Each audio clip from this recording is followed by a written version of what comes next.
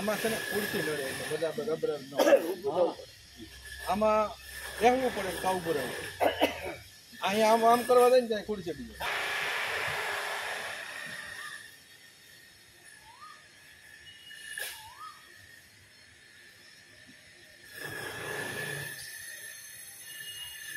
કાંટો ગીતા આપી બધાને હા હા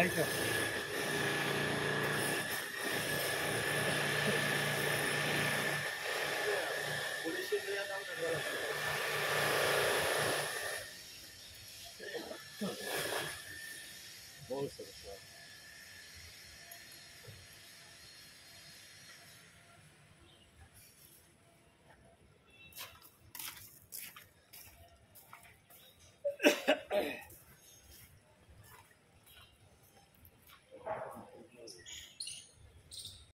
प्रसादे सर्वदुःखानां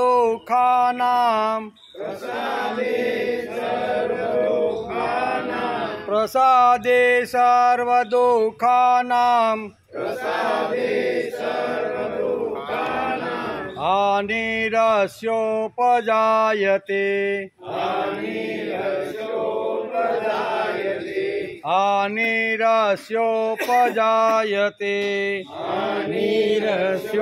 हानिरस्योपजायते प्रसादे सर्वदुःखानां हानिरस्योपजायते प्रसादे सर्वदुःखानां हानिरस्योपजायते प्रसादे सर्वदुःखानां हानिरस्योपजायते प्रसादे सर्वदुःखानां हानिरस्योपजायते प्रसन्नचेतसो यासु प्रसन्नचेतसो यासु प्रसन्नचेतसो यासु प्रसन्नचेतसो यासु बुद्धिपर्यवतिष्ठते बुद्धिपर्यवतिष्ठते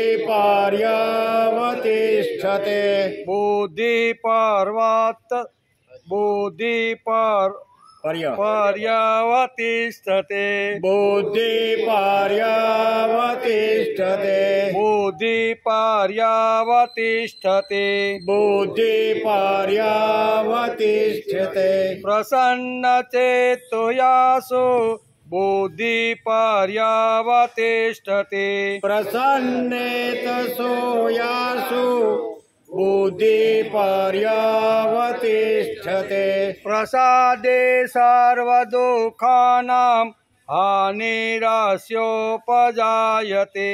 प्रसन्नचेतसो यासु बुद्धिपर्यवतिष्ठते प्रसादे सर्वदुःखानां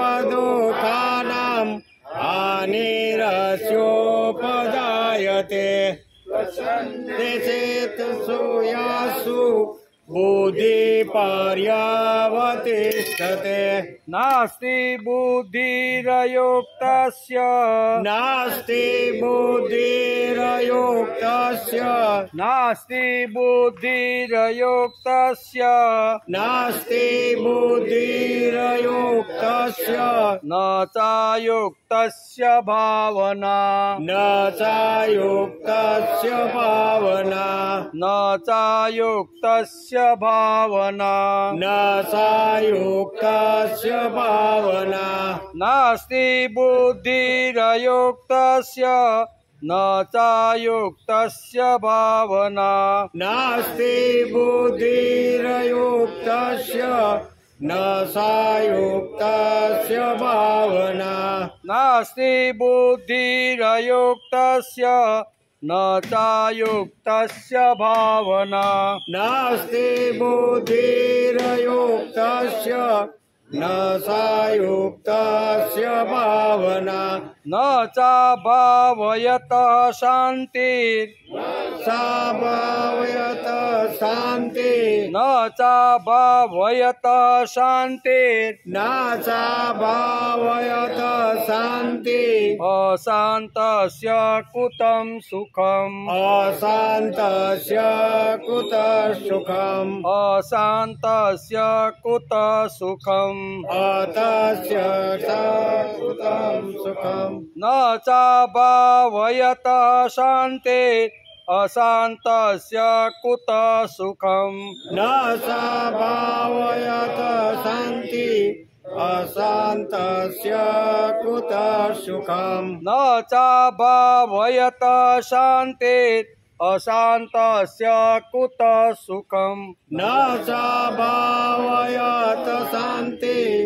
અશાંતસ્ય કૃત સુખમ નાસ્તિ બુદ્ધિરયુક્તસ્ય ન ચાયુક્તસ્ય ભાવના ન ચાભાવયત શાંતિ અશાંતસ્ય કુત સુખમ નાસ્તિ બુદ્ધિરયુક્તસ્ય ન સાયુક્તસ્ય ભાવના ન સાભાવયત શાંતિ અશાંતસ્ય કૃત સુખમ બે સાથે 65 પ્રસાદે સર્વદુઃખાનાં હાનિરસ્યોપજાયતે પ્રસન્નચેતસો યાસુ બુદ્ધિપર્યવતિષ્ઠતે નાસ્તિ બુદ્ધિરયુક્તસ્ય ન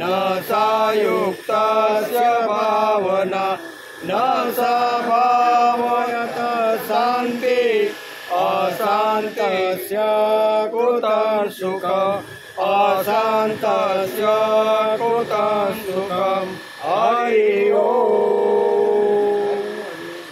આ તો હંસચાણૂરમર્દનમ દેવકી પરમાનંદમ કૃષ્ણં વંદે જગદ્ગુરુ ગુરુર્બ્રહ્મા ગુરુર્વિષ્ણુ ગુરુદેવો મહેશ્વર ગુરુ સાક્ષાત પરબ્રહ્મ તસ્મૈ શ્રી ગુરુવે નમઃ. નારાયણ નમસ્કૃત્યં નરં ચૈવ નરોત્તમં દેવીં સરસ્વતી વ્યાસં તતો જયમુદીરયે તતો જયમુદીરયે.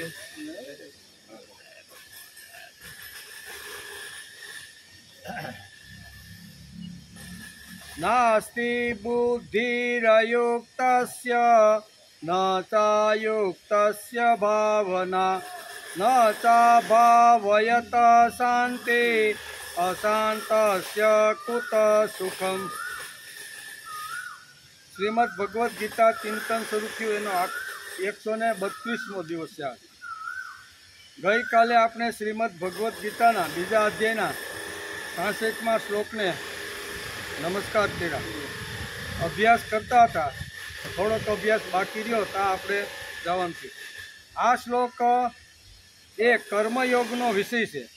કર્મયોગમાં મન અને ઇન્દ્રિયોનો સંયમ કરવો એ વાત મુખ્ય છે, બરાબર ને? એમ ભગવાન કહે છે વિવેકપૂર્વક સંયમ કર્યા વિના કામના નષ્ટ થતી નથી.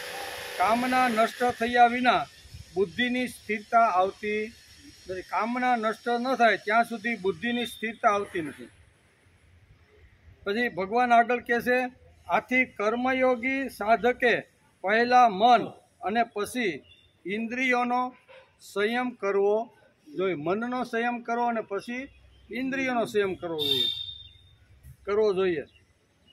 પરંતુ જેના મન અને ઇન્દ્રિયો સંયમી નથી તેની 5 વાતો આપણે ગઈકાલે જોતા હતા કે 5 વાતો જેની મન અને ઇન્દ્રિયો જેની સંયમિત નથી એની 5 વાતો આ શ્લોકની અંદર ભગવાને અર્જુનને સમજાવી છે. પરંતુ જેના મન અને ઇન્દ્રિયો સંયમી નથી તેની 5 વાતો 66મા શ્લોકમાં ભગવાને પોતે જ વર્ણન કરેલું કે જેનું મન અને ઇન્દ્રિય સંયમિત ન હોય તો એ માણસ કેવો હોય, તો એના પાંચ લક્ષણો બતાવ્યા. બરાબર. પહેલું લક્ષણ હતું અયુક્તતા, એટલે જે ભગવાનની સાથે જે જોડાયેલો નથી તે, જેનું મન અને ઇન્દ્રિયો આવી રીતની પવિત્ર નથી અથવા જોડાયેલી નથી ને, એ કેવો છે તો કે અયુક્ત એમ. બીજો છે અબુદ્ધિ, ત્રીજી વાત છે અભાવના, ચોથી વાત છે અશાંતતા, પાંચમી વાત છે અસુખ. જેનું મન સંયમી નથી તેના જીવનમાં 5 વાતો સહજથી આવી જાય. જેનું જીવન સંયમી નથી તેના જીવનમાં સહજ આ 5 વાતો આવી જશે. તેથી ભગવાને સંયમનું મહત્વ સમજાવ્યું. આ શ્લોકની અંદર ખાસ તો સંયમનું મહત્વ ભગવાન સમજાવે છે. જે પોતાના કર્તવ્યને પરાયણ નથી રહેતો તેને શાંતિ મળતી. જે આપણું કર્તવ્ય હોય, ભગવાને બધાને અલગ અલગ કર્તવ્ય આપ્યા છે. બ્રાહ્મણ હોય, ક્ષત્રિય હોય, વૈશ્ય હોય, શૂદ્ર હોય, પછી બ્રહ્મચર્ય વ્રતમાય હોય, ગૃહસ્થી હોય, વાનપ્રસ્થી હોય કે સંન્યાસી હોય, ભક્ત હોય, કર્મયોગી હોય, જ્ઞાની, કોઈ પણ સમાજની અંદર હોય, જેને જે કર્તવ્ય નિયતિએ નક્કી કર્યું છે એમાં કર્તવ્ય બજાવીને એને સ્થિત પ્રજ્ઞ સુધી પહોંચવાનું છે. એમ આ શ્લોકની અંદર ભગવાન અર્જુનને સમજાવે છે. પોતાના કર્તવ્યને પરાયણ નથી રહેતો તેને કોઈ દિવસ શાંતિ મળતી નથી. આપણું જે કર્તવ્ય હોય એ કર્યા વગર બીજાના કર્તવ્ય ઉપર આપણે ધ્યાન રાખી અને એ જો કરવા લાગીએ તો માણસને શાંતિ મળતી નથી. એના દૃષ્ટાંતો આપણે ગઈકાલે જોતા હતા. જેવી રીતે સાધુ, શિક્ષક, બ્રાહ્મણ, ક્ષત્રિય, વૈશ્ય, શૂદ્ર વગેરેમાં જો પોતપોતાના કર્તવ્યમાં મત પર ન રહે તો તેઓને શાંતિ મળતી નથી. દુનિયાના કોઈ પણ વર્ગનો કોઈ પણ માણસ હોય તો પોતાનું કર્તવ્ય ભૂલી અને બીજાના કર્તવ્ય તરફ ધ્યાન રાખી અને કરવાનો પ્રયત્ન કરે છે તો એને શાંતિ મળતી નથી. અહીં કહે છે બધાનું વર્ણન શ્રીમદ ભગવદ્ ગીતાએ કર્યું છે.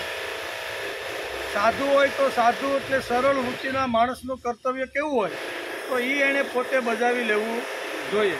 શિક્ષક હોય તો શિક્ષકનું કર્તવ્ય શું છે, એણે મન મૂકી અને વિદ્યાર્થીને એની પાસે જે વિદ્યા છે, એની પાસે જે જ્ઞાન છે, એની પાસે જે કાંઈ સરસ્વતી છે ને, એ શિક્ષકે મન મૂકીને એની પાસે આવનાર વિદ્યાર્થીને શીખવાડી દેવી જોઈએ. પછી બ્રાહ્મણનું કર્તવ્ય શું છે તો કે વેદોને ભણવા, અને જે વેદો ભણી 17-18 વર્ષ સુધી અભ્યાસ કરી અને તપોનમાંથી એ જ્યારે બહાર નીકળે ને ત્યારે એ વેદોનો વિસ્તાર કરવા માટે એણે દુનિયામાં ફરવાનું હોય છે. આ બ્રાહ્મણનું કર્તવ્ય છે, વેદો ભણવા અને વેદોનો વિસ્તાર કરવો. એટલે અહીં કહે છે કે જે માણસનું જે કર્તવ્ય હોય એ કર્તવ્ય સારી રીતે જો બજાવે ને તો એ ચિત્ત પ્રજ્ઞની ટોચની ભૂમિકા ઉપર જઈ શકે છે. કારણ કે પોતાના કર્તવ્યના પાલનમાં દ્રઢતા નહીં રહેવાથી અશાંતિ પેદા થાય. અહીં કીધું ને કે અશાંત હોય છે એને કોઈ દિવસ સુખ મળતું. છેલ્લી લીટીમાં ભગવાને અર્જુનને કહી દીધું કે જેનું મન, જેની બુદ્ધિ, જેની ઇન્દ્રિયો અશાંત છે તેને ક્યારેય સુખ મળતું નથી. બહારથી ઘણીવાર ઇન્દ્રિયો દ્વારા આપણે સુખી રહેવાનો પ્રયત્ન કરીએ. આપણે કેમ છે બાપા, ઓ લીલા લહેર છે, પણ લીલા લહેરની બહારથી એમ, પણ અંદર તો ઘરવાળી યારે ઝઘડીને આવ્યો હોય છે. બરોબર, અંદર તો એવો ખળભળાટ, એવો ઉકળાટ હોય છે કે એનાથી અંદર શાંતિ મળતી. બહારથી બધું હોય, આપણે લાગે કે વાહ બહુ સરસ છે, પણ અંદર તો એ બળતો જ હોય છે અને ખળભળાટ હોય છે. તેથી કહે છે કે આવું જેનો અંદરનો ખળભળાટ જેને હોય છે એવા લોકોને શાંતિ મળતી નથી, એવા લોકોને સુખ મળતું નથી. અહંતા એટલે હુંપણાનું પરિવર્તન થયા વિના ઇન્દ્રિયો વશમાં નથી થતી, અને ઇન્દ્રિયોને વશમાં કર્યા વિના એક નિશ્ચયવાળી બુદ્ધિ થતી નથી. આ બહુ સરસ સમજાવે છે કે અહંતા હુંપણું માણસે કાઢી નાખવું જોઈએ. હું છે એ ભગવાનની અંદર ભેળવી દેવાનો. કે અસ અભિમાન જાય નાહી મોરે, મેં સેવક રઘુપતિ પતિ મોરે. એમ જેમ તુલસીદાસે કીધું એમ પોતાનું જે અભિમાન છે, પોતાનો જે અહંકાર છે ને, એ ભગવાનની અંદર ભેળવી દેતા માણસને આવડવો જોઈએ એમ કે. તેથી અહંતા હુંપણુંનું પરિવર્તન થયા વિના ઇન્દ્રિયો વશમાં રહેતી નથી. ઇન્દ્રિયોને જો વશમાં રાખવાની હોય તો ઇન્દ્રિયોને પ્રભુની સાથે ભેળવી દેવી જોઈએ. જો અહંતાનું પરિવર્તન થઈ જાય કે હું સાધક છું અને સાધના કરું એ મારું કામ છે. શું છે? એકવાર કોઈ પણ વ્યક્તિને થઈ જાય કે હું ઉપદેશ આપવાવાળો નથી, હું સુધારવાવાળો નથી, હું જ્ઞાન આપવાવાળો નથી. એકવાર માણસને આ થઈ જાય અને એને એમ થવા લાગે કે હું તો સાધક છું, હું તો જે કાંઈ વાણીથી કાંઈ બોલું છું એ મારી પૂજા છે, એ મારા ભગવાનને નમસ્કાર છે, હું કોઈનો ઉદ્ધાર કરવા માટે, અજ્ઞાનીને જ્ઞાન આપવા માટે કાંઈ કરતો. આ સાધકની ભૂમિકા જ્યારે આવી રીતની શરૂઆત થાય છે ત્યારે તેનો અહમ પ્રભુની અંદર ભળી જાય છે. એમ શ્રીમદ ભગવદ્ ગીતા આપણે સમજાવે છે. બીજી વાત, માનવી જીવનમાં ગૂંચવણ કરે તે વિદ્વાન નહીં. આપણે ગઈકાલે જોતા હતા કે એવા અઘરી વાત અથવા અઘરા વિષયો, એવા અઘરા શ્લોકો સમાજની સામે મૂકી દે તો સામેનો વાળો ગૂંચવણમાં આવી જાય, અને ગૂંચવણમાં આવે તેને ગૂંચવણમાં નાખે તેને વિદ્વાન કહેતા નથી. પણ ગૂંચવણનો ઉકેલ જે લાવે ને એને વિદ્વાન કહેવામાં આવે છે. ભગવાને અર્જુનની ગૂંચવણનો ઉકેલ લાવવાનો પ્રયત્ન અહીંયા બીજા અધ્યાયના 11મા શ્લોકથી શરૂઆત કરી. ત્યાંથી બીજા અધ્યાયના 11મા શ્લોકથી અર્જુન જે ગૂંચવણમાં ભરાઈ ગયો છે ને એની ગૂંચવણ દૂર કરવા માટે ભગવાને શ્રીમદ ભગવદ્ ગીતાના બીજા સાંખ્ય યોગના બીજા અધ્યાયમાં 11મા શ્લોકથી શરૂઆત કરી છે. એટલે કે માણસ અયુક્ત ન હોવો જોઈએ. યુક્ત એટલે ભગવાન સાથે જોડાયેલો હોવો જોઈએ, અયુક્ત નહીં. એમ અયુક્ત એટલે ભગવાન સાથે જોડાયેલો જે નથી તે, અને યુક્ત એટલે જે ભગવાનની સાથે જોડાઈ ગયો છે તે. એટલે આ શ્લોકની અંદર ભગવાન નાસ્તિ બુદ્ધિર યુક્તસ્ય, યુક્તસ્ય એટલે જોડાઈ ગયેલો, યુક્ત એટલે ભગવાનની સાથે જે જોડાયેલો જે જીવ છે એ સ્થિત પ્રજ્ઞની ટોચની સ્થિતિ પર પામી શકે છે. બીજી વાત, જેની ઇન્દ્રિયો વશમાં છે. ઇન્દ્રિયો વશમાં એટલે દમન અને મન વશમાં એટલે સંયમ. આ બે શબ્દ સમજવા જેવા છે. ભગવાને અહીંયા 66મા શ્લોકની અંદર આ બે શબ્દો મૂકી દીધા છે. અને એ જે ઇન્દ્રિયોને વશમાં છે, ઇન્દ્રિયોને વશનો કંટ્રોલ જે કરે છે, ઇન્દ્રિયો વશમાં છે એટલે દમન. એને શું કહેવાય? દમન. વિષયો એટલે કે ઇન્દ્રિયોને જેણે વશમાં રાખી છે તેને દમન, અને મન જેણે વશમાં રાખ્યું છે તેને સંયમ. એટલે આપણે કહીએ દમ અને સંયમ, આ બે બહુ જ મહત્વના શબ્દો ભગવાને આ શ્લોકની અંદર કીધા છે. મન વશમાં એટલે સંયમ, ઇન્દ્રિય નિગ્રહ અને મનો નિગ્રહ. બરાબર? આપણે સંસ્કૃતની ભાષામાં, ગીતાની ભાષામાં કહેવાનું હોય તો એના માટે ઇન્દ્રિય નિગ્રહ, ઇન્દ્રિયો ઉપર માણસનો આવી રીતનો સંયમ એટલે હોવો જોઈએ. બીજી વાત, આ બંને વાતો જેની પાસે છે તેના નિર્ણયો સાચા આવે. બુદ્ધિ સારા નિર્ણયો કરી શકે. કામના અને વાસનાના ગુલામો સાચા નિર્ણય કરી શકતા. જે કામના થાય, વાસના થાય, મમત્વ કોઈની ઉપર જાગે અને પછી એ સાચા નિર્ણય લઈ શકતા નથી. મહાભારતની અંદર બહુ સરસ વેદવ્યાસે આનું ચરિત્ર ચિત્રણ કર્યું છે. સાચા નિર્ણયો દ્રોણાચાર્ય કેમ ન લઈ શક્યા? તો કે પુત્રના મોહને લીધે. એમ પુત્ર મોહ થયો એટલે સાચો નિર્ણય લઈ શક્યા નહીં. બરોબર? આવી રીતનું સુંદર મજાનું તપોવન ચલાવનાર અહીંયા દ્રોણાચાર્ય અહીંયા હસ્તિનાપુરના શિક્ષક બની અને આવી રીતનું કામ કરવા લાગે. એ મહાભારતની અંદર વેદવ્યાસે બહુ સરસ રીતે સમજાવવાનો પ્રયત્ન કર્યો છે. જેણે પોતાના મનને, પોતાની ઇન્દ્રિયોને સંયમ અને વશમાં રાખી નથી ને તેની કેવી પરિસ્થિતિ નિર્માણ થાય છે એ મહાભારતની અંદર વેદવ્યાસે સમજાવવાનો પ્રયત્ન કર્યો છે. મહાભારત વાંચવા જેવું છે. મહાભારતની અંદર આવા મહાપુરુષ દ્રોણાચાર્યનું અધપતન કેમ થયું કે આપણે લખ્યું છે એટલે વાંચી શકીએ, પણ આવા મહાપુરુષનું અધપતનના કારણ અહીંયા પોતાની ઇન્દ્રિયોને વશમાં ન રાખતા એનું અધપતન થયું છે એમ વ્યાસ લખે છે. કોણ? લખવાવાળા મહાવ્યાસ છે. દ્રોણાચાર્ય સાચો નિર્ણય લઈ શક્યા નહીં. શા માટે? પુત્ર અસ્વસ્થતા માટેની કામના, એના માટેની આસક્તિ અને એના માટેનો મોહ. શું થયું? આ ત્રણ વાતો વ્યાસ લખે છે મહાભારત કે દ્રોણાચાર્ય સાચો નિર્ણય લઈ શક્યા નહીં, અને ન લઈ શકા એને હિસાબે એનું અધપતન એટલા માટે કે કૌરવોને કોઈ પણ વાત ગમે ત્યારે કહેવાની હોય અને સજેશન કરે તો દ્રોણાચાર્યનું વારંવાર દુર્યોધન અપમાન કરી નાખતો. આટલી મોટી તાકાત, આટલી મોટી શક્તિ અને આટલું મોટું જેની પાસે સામર્થ્ય હતું એ માણસને પણ આજે આવા થર્ડ ક્લાસ લોકોનું સાંભળે અને નીચે બેસી જવું પડતું હતું. શા માટે? તો કે દ્રોણાચાર્ય અહીંયા હસ્તિનાપુરના શિક્ષક બની ગયા. પહેલાં લાવતા હતા પણ પુત્ર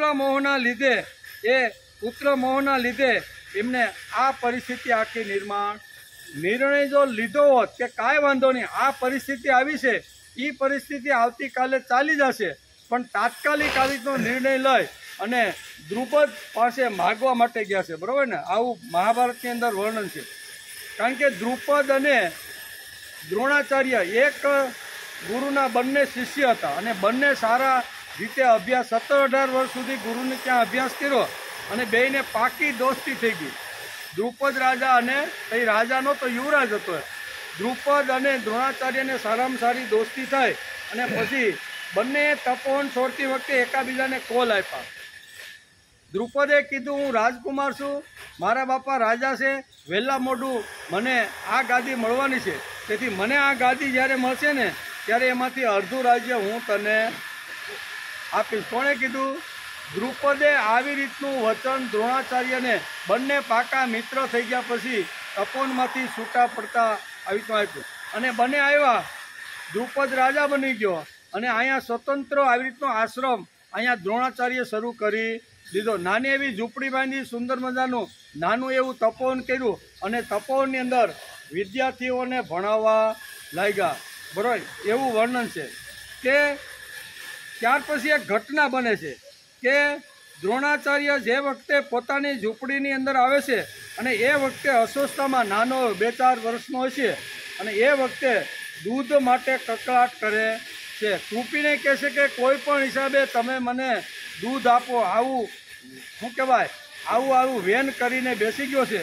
એટલે એ હઠ પકડીને બેઠેલા અહીંયા કૃપીએ ઘણો બધો સમજાવવાનો અસ્વસ્થતાને પ્રયત્ન કર્યો પણ અસ્વસ્થતામાં કોઈ પણ રીતે પોતાની હઠ છોડવા માટે તૈયાર. આવા પ્રસંગ જ્યારે હાલતો હતો એ વખતે દ્રોણાચાર્ય પોતાની ઝૂંપડીમાં આવે છે. એણે આ દ્રશ્ય જોયું અને કૃપીને પૂછ્યું એમ કે શા માટે રડે છે? તો કે દૂધ એને મળતું નથી ને એટલે દૂધ પીવું છે. તો આપણા ઝૂંપડીમાં દૂધ તો નથી જ એમ.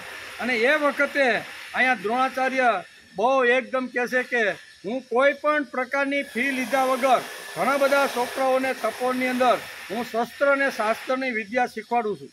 અયાચક વ્રત રાખ્યું છે. કોઈ છોકરો આવે તો એના બાપા પાસે કોઈ પ્રકારની ફી લેતો નથી. એટલે એનું હૃદય અંદરથી ઉકળી ઉઠ્યું કે રાજાના છોકરાઓ કટોરા ભરીને દૂધ પીવે છે અને હું જે આવી રીતનું શિક્ષણ અને સંસ્કાર આપવાનું કામ કરું છું, મને એક કટરો પણ દૂધ મારા દીકરાને મળતું નથી. અને કૃપીને કહે છે કાંઈ વાંધો નહીં, રસોડામાં જા, લોટમાં થોડુંક પાણી નાખી અને અસ્વસ્થતામાંને સમજાવી દે.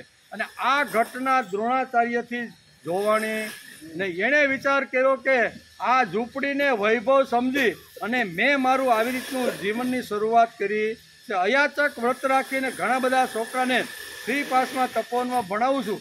રાજાના છોકરાઓ કટોરા ભરીને દૂધ પીવે છે પણ મને એક ટીપું પણ મળતું નથી. એટલે આવું જીવન શા કામનું? મારી પાસે બુદ્ધિ છે, મારી પાસે શક્તિ છે, મારી પાસે આવડત છે, મારી પાસે ઘણું બધું વિદ્યા પડેલી છે, તો આનો ઉપયોગ કેમ ન કરું? પણ એ વિચાર ન આવતા એને એક વાત યાદ આવી કે બાળપણની અંદર દ્રુપદની સાથે હું ભણતો હતો ત્યારે દ્રુપદે મને અડધું રાજ્ય આપવાની વાત કરી. અત્યારે રાજા બની ગયો છે, રાજા બન્યા પછી એની પાસે જઈશ અને અડધું રાજ્ય લઈ આવીશ અને પછી હું ઠાઠ મારથી મારા દીકરાને કેસરવાળું દૂધ પાઈ. કેવું? આવો વિચાર કરી અને દ્રુપદ રાજાની પાસે જાય છે. મહાભારત વાંચી લેજો. મહાભારતમાં બહુ ઊંડું વર્ણન કરવામાં આવ્યું છે. સંયમ બહુ મહત્વની વાત છે. સંયમ વગર બુદ્ધિ તૈયાર નહીં થાય. એટલે આ સમજવા માટે મહાભારતનું આ દ્રષ્ટાંત આપણે લીધું છે. સંયમ એ ખૂબ જ મહત્વની વાત છે. એમ કે સંયમ બહુ મહત્વની વાત છે. સંયમ વગર બુદ્ધિ તૈયાર થાય નહીં. એટલે કે આ સમજવા માટે મહાભારતનું આ મહાન પાત્ર આજે ખલાસ થઈ ગયું. મહાભારતનું તેજસ્વી, દિવ્ય અને કોઈની સામે નમે નહીં એવું આ પાત્ર અત્યારે થઈ ગયું છે. બ્રાહ્મણ એ તો સમાજ અને સંસ્કૃતિની કરોડરજ્જુ ગણાય છે. જ્યારે આ કરોડરજ્જુ તૂટી જાય ત્યારે સમાજ, દેશ કે સંસ્કૃતિ કેવી રીતે ટકી શકે? દ્રોણાચાર્ય બ્રાહ્મણ હતા અને બ્રાહ્મણ હતા અયાચક રાખીને પોતાનો તપોવન ચલાવતા હતા. પણ હવે એના મનની અંદર આવ્યું કે મારા દીકરાને દૂધ મળતું નથી તો હું અડધું રાજ્ય દ્રુપદ પાસેથી લાવી અને સરસ મજાનું રાજ્ય કરીને મારા દીકરાને આવી રીતના રેલમ સેલમ થાય એવી રીતનું દૂધ, આવો વિચાર કરે છે. આપણને દ્રોણાચાર્ય સામે આક્ષેપો કરવાનો કોઈ અધિકાર નથી, પણ વેદવ્યાસ જેવી સમર્થ વ્યક્તિએ મહાભારતની અંદર દ્રોણાચાર્યનું અધપતન કેમ થયું અથવા આટલા નીચે કેમ આવી ગયા એનું મહાભારતની અંદર વેદવ્યાસે વર્ણન કર્યું છે. વેદવ્યાસે જે વર્ણન કર્યું છે તેને આપણે સમજવાનો પ્રયત્ન કરીએ છીએ. બુદ્ધિ જો અયુક્ત થાય, કેવી બુદ્ધિ જો ભગવાનની સાથે જોડાઈ ન જાય તો માણસની પરિસ્થિતિ કેવી રીતની નિર્માણ થાય છે એ મહાભારતના દ્રોણાચાર્યના ચરિત્ર દ્વારા અહીંયા વેદવ્યાસ આપને સમજાવે છે. જે વિકારોને વ્યક્તિએ પોતાના વશમાં રાખવાના હોય તે વિકારો જ્યારે વ્યક્તિ ઉપર સવાર થઈ જાય છે તો પછી તેનું અધપતન ન થાય તો બીજું શું થાય? દ્રોણાચાર્ય કોઈ સામાન્ય વ્યક્તિ હતી નહીં, બરોબર. એ મહાભારત વાંચી તો ખબર પડે કે એની કેટલી તાકાત હતી. દ્રોણાચાર્ય કોઈ સામાન્ય વ્યક્તિ ન હતા.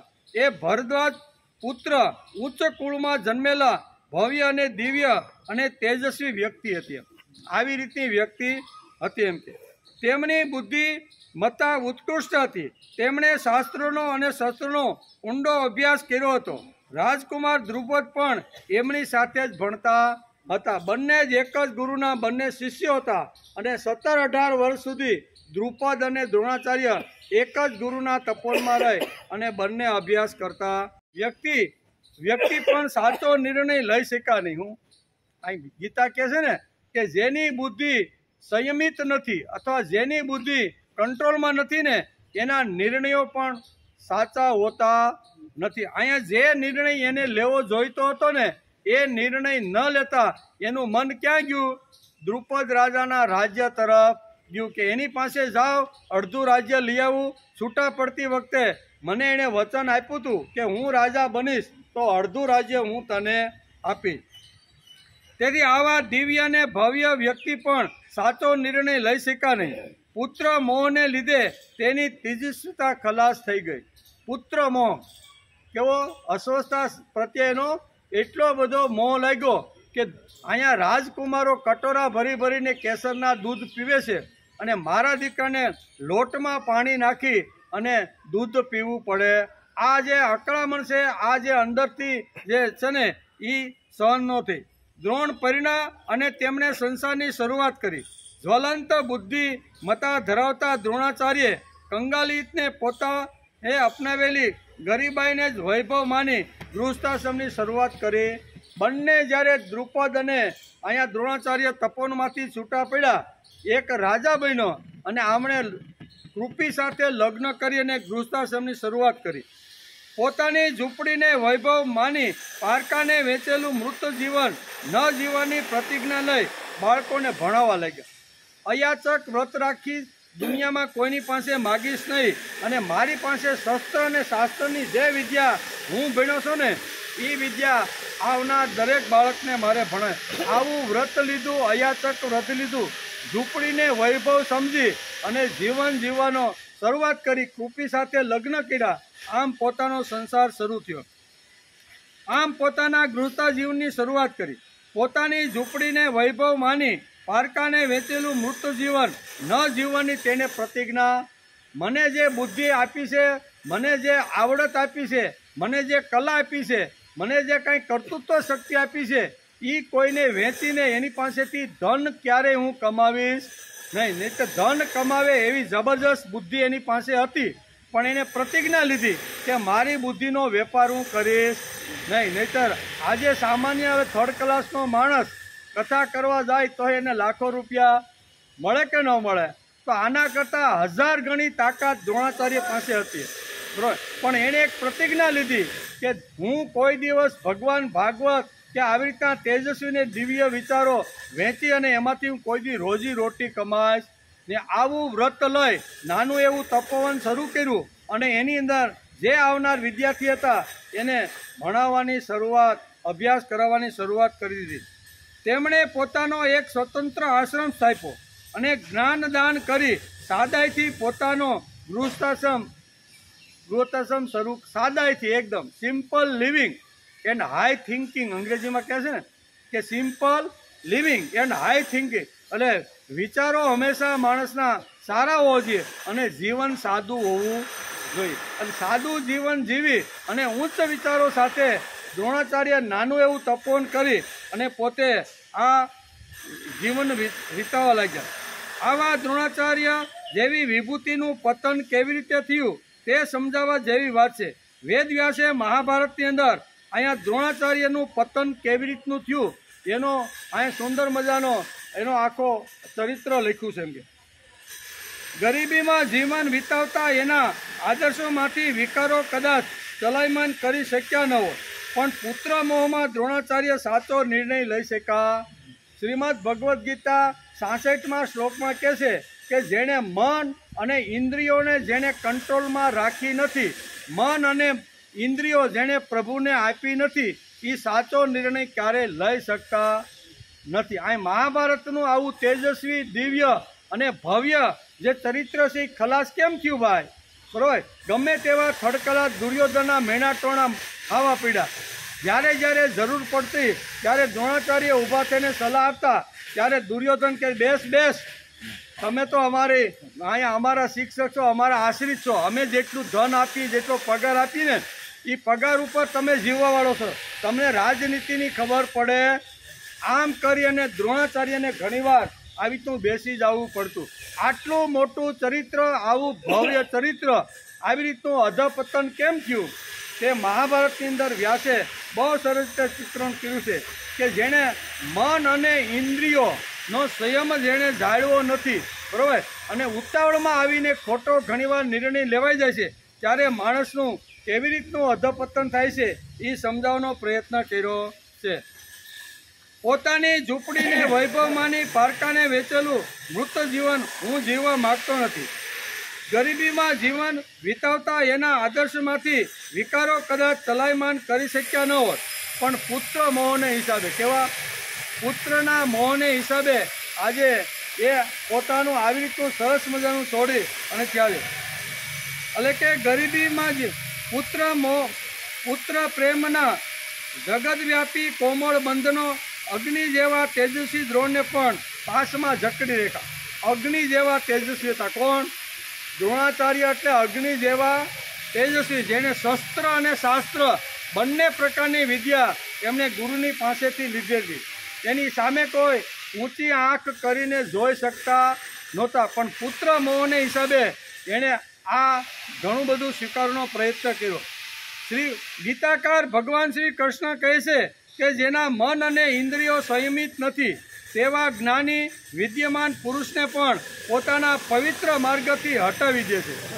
જેના મન અને ઇન્દ્રિયો સંયમિત નથી એ ગમે તેવા બુદ્ધિમાન માણસને, શક્તિશાળી માણસને, તેજસ્વી માણસને પણ એના રસ્તા ઉપરથી ઘણીવાર હટાવી દે છે. દ્રોણાચાર્ય પણ એવું થયું. આવો તેજસ્વી, બરોબર ને, અને શું કે ઝૂંપડીને વૈભવ માની અને અયાચક વ્રત રાખી અને જીવવાનો જેણે પ્રયત્ન કર્યો હતો, બરોબર, એને પણ આવા માર્ગથી એક પુત્ર મોહના હિસાબ આવી દે છે. પુત્રનો મોહ, અસ્વસ્થતાનો મોહ એટલો બધો એને જાગ્યો કે હવે કોઈ પણ હિસાબે મારા દીકરાને કેસરવાળું દૂધ મળવું જોઈએ. અત્યારે બધા જ છોકરાઓને હું ભણાવું છું, બધા જ રાજાઓના કોઈ ઘણા બધા લોકો અહીં બાળકો આવે છે, એની પાસે અયાચક વ્રત રાખીને કોઈ પ્રકારની ફી લીધા વગર હું કરું છું.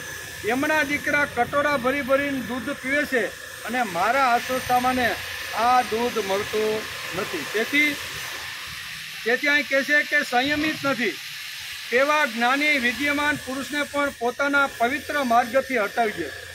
મન અને ઇન્દ્રિયો જેને સંયમિત બનાવી નથી તેવા મહાપુરુષને પણ ઘણીવાર ઇન્દ્રિયો આવી રીતની ઇન્દ્રિયોનો સંયમ ન હોય તો એ કરી દે છે. દ્રોણ દ્રુપદ સમક્ષ જઈને પોતાના આવવાનું કારણ બતાવતા કહ્યું કે તું મારો ગુરુભાઈ છો. હું આપણે આજથી ઘણા વર્ષો પહેલાં ગુરુના તપોવનમાં રહેતા હતા, સાથે ભણ્યા, સાથે વિદ્યા લીધી, બધું એમ કરી અને દ્રોણાચાર્ય દ્રુપદ રાજાના દરબારમાં જઈ અને પોતાની ઓળખાણ આપે છે. 15-20 વર્ષ પહેલાં આપણે સાથે ભણતા હતા, ખૂબ ભણી લ્યા અને પછી છૂટા પડતી વખતે તે મને એક વચન આપ્યું હતું કે હું જો રાજા બનીશ તો એમાંથી અડધું રાજ્ય હું તને આપીશ. આવો વિચાર તે કીધો તો એટલે એ અર્થે હું અત્યારે તારી પાસે આવ્યો છું એમ કે. દ્રોણ દ્રુપદ સમક્ષ જઈને પોતાના આવવાનું કારણ બતાવતા કહ્યું તું મારો ગુરુભાઈ છે, અડધું રાજ્ય મને આપ. તે મને વચન આપેલું હતું કે હું રાજા બનીશ તો અડધું રાજ્ય હું તને આપીશ. અત્યારે હું અગવડમાં છું અને અગવડમાં હોય તેથી હું તારી પાસે આવ્યો છું. દ્રુપદે કહ્યું એ બધી બાળપણની પંપાળ હતી. શું કે છે? બહુ અહીં દ્રુપદ રાજા કે છે મહાભારત વાંચવા જવું છું. મહાભારતમાં તો બહુ ઠાસીને અહીંયા દ્રુપદે જે આવી રીતના ન કહેવાના શબ્દો દ્રોણાચાર્યને કીધા છે એ મહાભારતની અંદર વ્યાસે લખેલા છે. ઘણા બધા લખ્યા છે પણ આપણે બધો અભ્યાસ કરવાના નથી. 2-3 વાત જોઈએ કે દ્રુપદે કહ્યું કે એ બધી બાળપણની વાત છે, જવા દે. સઘળી વાતો તો બચપણની હતી. મેં તારા સ્વાર્થ માટે કીધેલું હતું કે હું તને અડધું રાજ્ય, મારો એમાં સ્વાર્થ હતો તેથી એ વખતે મારાથી બોલતા બોલાઈ ગયું, પણ હવે તો એ વાત શક્ય નથી. આમ દ્રુપદ રાજાએ કહી દીધું. દોસ્તીની વાત કરવાનો તો કશો જ અર્થ નથી. શું કીધું કે હું તારો દોસ્ત છું, આવું તું બોલ્યો છો તો દોસ્તીની વાત કરવાનો કશો જ અર્થ નથી. કારણ કંગાલ માનવી સંપત્તિવાન રાજાનો મિત્ર થઈ શકતો.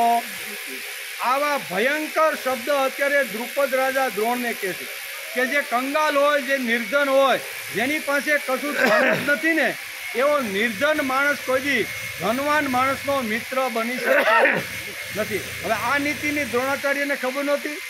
આખી દુનિયાને દ્રોણાચાર્ય ભણાવતા હતા તો દ્રુપદ એને નીતિ સમજાવવા માંડ્યો. હું નીતિ સમજાવતા દ્રુપદ કહે છે કે જે કંગાલ છે, ભિખારી છે, રોડ ઉપર રહે છે એવો માણસ અને બંગલાની અંદર રાજધાની ઉપર બેસીને જે રાજા જે સંપત્તિ અને સત્તા ઉપર બેઠો છે એનો કોઈ મિત્ર હોતો.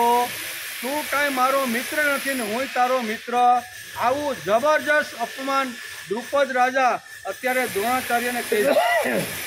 દોસ્તીની વાત કરવાનો કશો જ અર્થ નથી, કારણ કે કંગાલ માનવી સંપત્તિવાન રાજાનો કોઈ દિવસ મિત્ર હોઈ શકતો. અત્યારે હું સંપત્તિવાન છું, સત્તા, સંપત્તિ, વૈભવ બધું જ મારી પાસે છે અને તું એક ઝૂંપડીમાં રહેવાળો બ્રાહ્મણ, તો આવા તારા અને મારા વચ્ચે કોઈ દી દોસ્તી રહી શકે? આ દ્રુપદ કહે છે. દોસ્તીની વાત કરવાનો તો કશો અર્થ નથી. મૂર્ખ માનવી વિદ્વાનનો કોઈ દી મિત્ર હોઈ શકતો. હવે આ દ્રોણાચાર્યને નહીં ખબર હોય? આ નીતિના જે વચનો છે ને એ દ્રુપદ રાજા અત્યારે દ્રોણાચાર્યને સમજાવી છે કે જે અવિદ્વાન છે, જે મૂર્ખ માણસ છે ને એ કોઈ દી વિદ્વાન માણસનો મિત્ર થઈ શકતો નથી. તું તો આવી રીતનો છે એમ કે મૂર્ખ માનવી વિદ્વાનનો મિત્ર તો થઈ શકે જ નહીં. બાયલો સુરવીરનો મિત્ર થઈ શકે. હવે આ બધી વાતો દ્રોણાચાર્ય નહીં ખબર હોય, પણ અત્યારે સત્તા અને સંપત્તિના કેફમાં આવેલો દ્રુપદ રાજા આપેલું જે વચન છે એ ભૂલી અને ન કહેવાના શબ્દો દ્રોણાચાર્યને અત્યારે સંભળાવી રહ્યો છે કે મૂર્ખ માણસ કોઈ દિવસ વિદ્વાનનો મિત્ર બની શકતો નથી એમ કે. એટલું જ નહીં, મૂર્ખ માનવી વિદ્વાનનો મિત્ર તો થઈ શકે જ નહીં. બાયલો સુરવીરનો મિત્ર થઈ શકે કોઈ દી? બાયલો માણસ હોય, કાયર હોય, ભીરું હોય, બીકણ હોય, એ કોઈ દે સુરવીરનો મિત્ર થઈ શકે? આવી તો ઘણી બધી વાતો મહાભારતની અંદર વેદ વ્યાસે દ્રુપદ કેવું બોલ્યો છે ને એ બધું વર્ણન વેદ વ્યાસે કર્યું છે. હા, થોડા દિવસ તારે રોકાવું હોય તો કાંઈ વાંધો નહીં. 2-4 દી દ્રુપદ શું કહે છે? 2-4 દી તારે રોકાવું હોય તો કાંઈ વાંધો નહીં. રોટલા ખા બધાય ભેગો, 2-4 દી રોકા અને મહેમાન ગતિ કર અને પછી તારે જવું હોય તો જતો રહે, પણ અડધા રાજ્યની તું મારી પાસે બિલકુલ વાત કરતો. કોણ કહે છે? દ્રુપદ રાજા કહે છે કે અડધા રાજ્યની મારી પાસે તું બિલકુલ વાત કરતો. 2-5 દી રહેવું હોય તો રોકા, ખાઈ પી અને મજા કર, બરોબર, અને પછી જે રસ્તેથી તું આવ્યો છો ને એ જ રસ્તેથી ચાલ્યો જાય. આજે મિત્રતા ભૂલી જાય છે એવું નથી. મહાભારતના કાળની અંદર પણ આવી ઘટનાઓ બનતી છે ને, કારણ કે બંને વચન આપેલા છે કે હું તને અડધું રાજ્ય આપીશ, પણ અત્યારે જે એ કાળમાં જે ભૂલી જતા હતા આ કાળમાં પણ ભૂલે છે કે નહીં? ભાઈ તો બાળપણની વાતો છે ભાઈ, એ વખતે મેં કીધું છે, પણ અત્યારે એ કાંઈ શક્ય નથી. હા, થોડા દિવસ રોકાવું હોય તો રોકાય, ખા પી અને આનંદ કર, પણ મારા અડધા રાજ્યની તું કદી ક્યારેય વાત કરતો નહીં. આમ દ્રુપદ રાજાએ સ્પષ્ટ ભાષાની અંદર દ્રોણાચાર્યને આ વાત સંભળાવી. દ્રુપદના આવા કટાક્ષમય વચનો સાંભળી દ્રોણ ખિન્ન થઈ ગયા. આવા ભયંકર શબ્દો કોને સાંભળ્યા? દ્રોણાચાર્ય. પોતાના મિત્ર પાસેથી આવા કટાક્ષ વચનો સાંભળી દ્રોણ ખિન્ન થઈ ગયા. દ્રુપદ તદ્દન ફરી બેઠો છે. મને જે વચન જે ભણતી વખતે જ્યારે તપોવનમાંથી અમે બંને છૂટા પડ્યા ત્યારે એમણે મને વચન આપેલું હતું કે હું જ્યારે રાજા બનીશ ત્યારે અડધું રાજ્ય હું તને આપીશ.